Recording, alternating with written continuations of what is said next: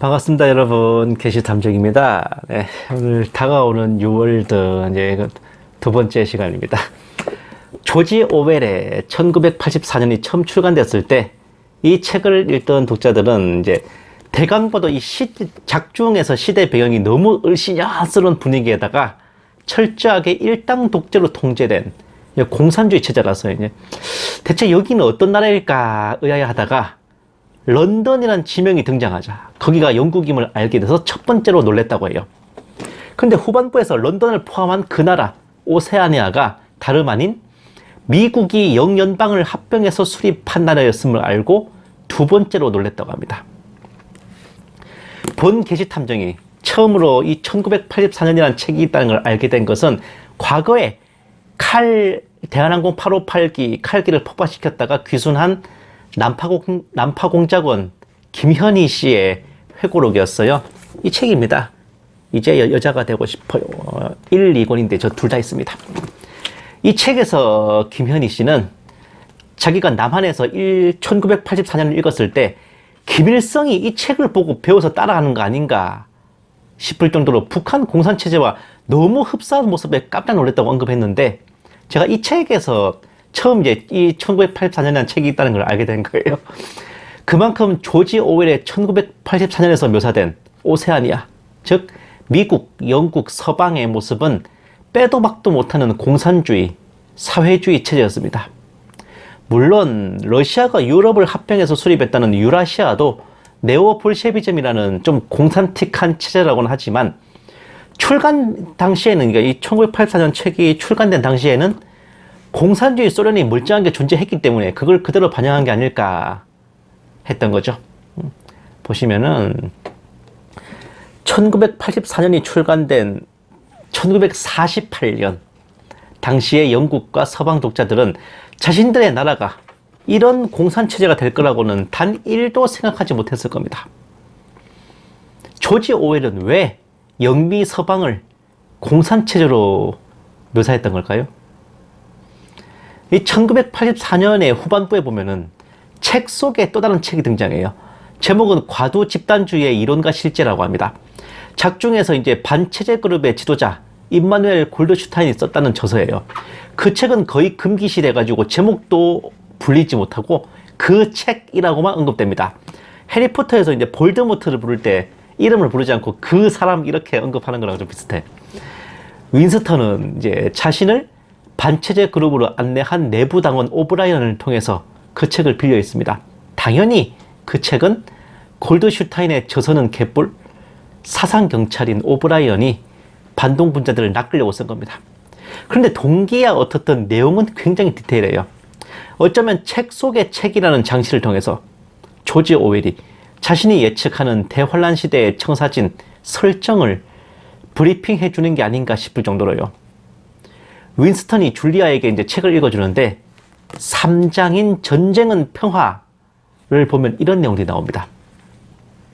미래의 과학기술과 군사기술은 과거 인류가 상상한 것처럼 고도로 발전하지 못하고 빈곤과 기한은 더 심해진다. 전쟁의 본질은 의도적인 경제 파탄과 잉여 재화가 축적되지 못하도록 날려버리고 인위적인 가난 상태를 유지하기 위해서다. 민중들을 궁핍하게 만들어서 당의 통제에 따르게 만들면서도 전쟁 중이라는 구실이 있기에 불만을 갖지 못하게 한다. 오세아니아, 유라시아, 이스트 아시아 각국은 전쟁으로 서로를 정복하고 멸망시킬 역량은 없고 그럴 시도조차 하지 않는다. 왜? 이것은 전쟁을 위한 전쟁이니까. 전쟁을 통해 오히려 서로의 세력 균형을 유지하고 내부적으로는 지배층의 권력을 유지할 뿐이다. 대충 보셔도 딱 뉴월드 세계정부에서 이런 수법을 구사할 것 같지 않습니까? 이번에는 다른 책을 한번 보실게요.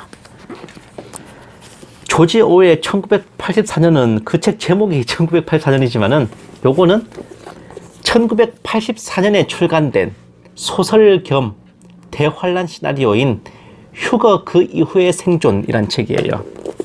이거는 이제 리차드 디한이란 사람, 클리어워터 크리스천 대학 부총장 지내고 살림 키르반 주석 성경의 공동 집필자이기도 했답니다. 이분이 작성한 대환란 시나리오인데 이 책에 보시면 이런 내용이 나옵니다. 보시면은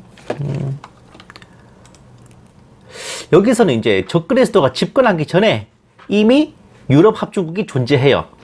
그거를 이제 기존 지도부를 제거하고 적그리스도가 찬탈해서 집권합니다. 근데 유럽 합중국 자체가 마르크스 레닌주의, 즉 공산주의를 기조로 하고 있어요.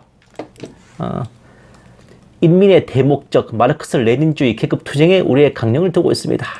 와우. 사회주의와 공산주의가 순조롭게 실현되도록 저를 도와주시라는 겁니다. 오.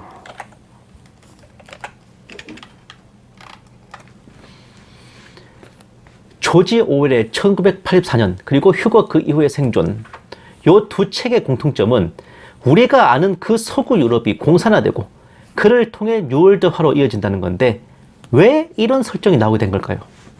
그것은 바로 공산체제는 단일 세계정부의 최종 완성 형태이기 때문에 그렇습니다. 다시 한번 말씀드릴게요. 공산주의 국가는 신세계 질서가 수립하고자 하는 단일 세계정부의 최종 완성 형태입니다. 일루미나티의 사령탑인 300인 위원회 위원이던 허버트 조지 웰즈의 세계혁명 계획에도 단일 세계정부는 사유재산이 금지되고 산업과 공업이 파괴되고 모든 생필품은 정부가 배급하고 정부의 배급과 정부가 통제하는 노동이 없이는 생존 자체가 불가능한 완벽한 공산주의 국가의 모습으로 그려집니다. 아예 계시록에서도요, 짐승, 적그리스도가 지배하는 그 세상의 모습을 짐승의 이름이 들어간 표가 없이는 경제활동이 전혀 불가능한, 한마디로 배급표가 없이는 굶어 죽을 수밖에 없는 완전한 공산주의 통제체제로 예언하고 있지 않습니까? 천지가 개벽을 하지 않고서야 어찌 서방 자유진영에서 이런 일이 벌어지겠냐 하겠지만 그것이 실제로 벌어지고 있다면 믿으시겠어요? 서방 세계는 지난 2월 24일 이전과 이후로 완연히 나눠졌습니다. 우크라이나 전쟁으로 유럽 경제는 파탄이 났어요. 왜? 우크라이나에 물자와 무기를 퍼주기 위해서 각국 정부는 국민을 외면하고 재정을 다 틀었으니까 테러 제재한답시고 러시아산 가스와 원유도 수입 안 하고 미쳐버리는 것이요.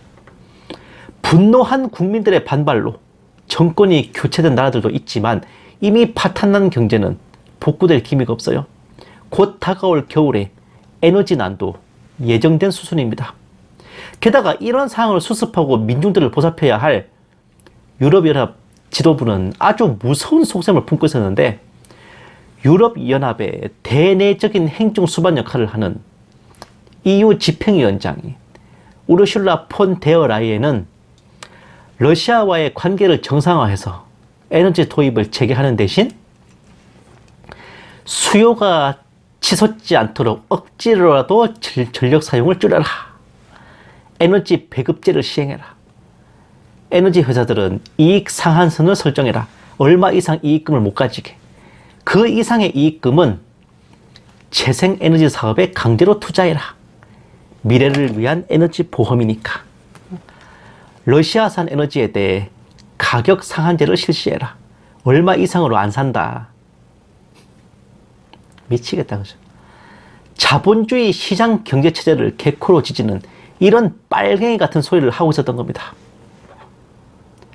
나라별로 좀 세부적으로 보면요, 실내 온도를 얼마 이상 올리는 이웃을 관청에 신고하라는 캠페인도 벌어져. 스위스인가 어디가 그렇대요. 그 밖에도 뭐 유럽연합의 방침과 LGBT, 이 성소수자 차별금지 아젠다에 따르지 않는 회원국들은 EU에서 자금 지원을 끊어버리죠. 이런 내정 간섭까지 대놓고 자행하는 상황입니다. 헐렁하고 물렁하다는 유럽연합도 이러고 있는데 유럽 합중국 시대가 되면 얼마나 더 파시스트적인 공산체제가 될지 상상도 안 됩니다. 네, 그렇습니다. 파시스트적 공산체제라고 했습니다. 조지 오웰이 1984년을 통해 예언하고 허버트 조지 웰즈가 세계혁명 계획을 통해서 청사진을 그린 단일 세계정부는 완벽하게 통제된 전체주의 국가이고, 또한 사유재산을 말살하고 소수 엘리트가 노예화된 민중들을 압제하는 공산주의 체제입니다. 그 시작과 싹수가 지난 2월 24일부로 우크라이나 전쟁을 통해 시동이 걸린 겁니다. 발동된 거예요. 국민들은 난민이 되어서 뿔뿔이 흩어져 외국에서 거지꼴되고, 전선의 군인들은 마약을 먹고 맨몸으로 돌격하다가 포탄 세례에 피떡이 되고, 남은 국민들도 민생이 도탄에 빠져 허덕이는데, 수도 키예프에서는 나이트클럽이 아주 성황리에 영업을 하죠. 술과 음악이 흘러넘치고 하루가 멀다고 파티가 벌어지고, 유흥과 향락으로 지새는 걸 보면요, 우크라이나야말로 작은 뉴월드고, 이 키예프는 지네들 키우는 큰 성 바벨론을 미리 보여주는 건가 의심스러울 정도입니다.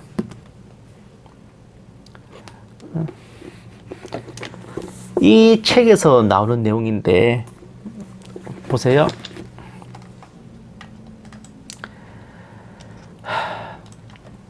이번 겨울이 끝날 때쯤이면 유럽의 공산화가 얼마나 진행되어 있을지 알 수 없는 노릇이지만, 많은 선구자들의 분석과 예측은 이미 오래전부터 단일 세계정부, 신세계 질서라는 이름의 새로운 공산주의 국가의 출현을 예고하고 있었습니다. 그 해결책이 뭘까? 마약 오염의 해결책, 우리 국민의 손에 달려있다. 건국의 아버지들이 물려준 유산, 모든 힘은 국민의 손에서 나온다. 단일 세계정부, 신세계 질서라는 이름의 새로운 공산주의 국가의 노예로 전락하지 않으려면 우리는 지금이라도 그 힘을 사용해야 한다. 민주주의 국민 주권을, 국민의 힘을 사용하라는 거였죠. 근데 우리나라 꼬라지 보면은 이 국민의 힘 못 믿겠어. 모든 흰옷 입은 성도들, 주님의 신부들이 다 들림받아 사라지고 나면 이 땅에 의로운 것이라고는 없는 무주 공산이 될 테니까, 그때부터는 말 그대로 공산체제가 되겠네요. 감사합니다. 게시탐정이었습니다.